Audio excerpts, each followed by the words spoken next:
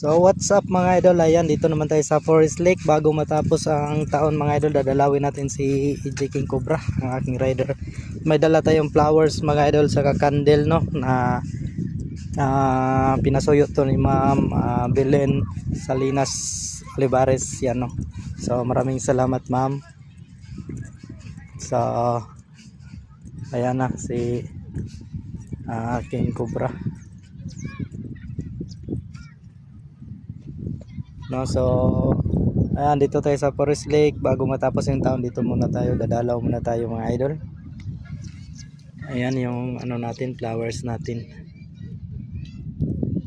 Ayan Jay, Merry Christmas Jay, Happy New Year na pala.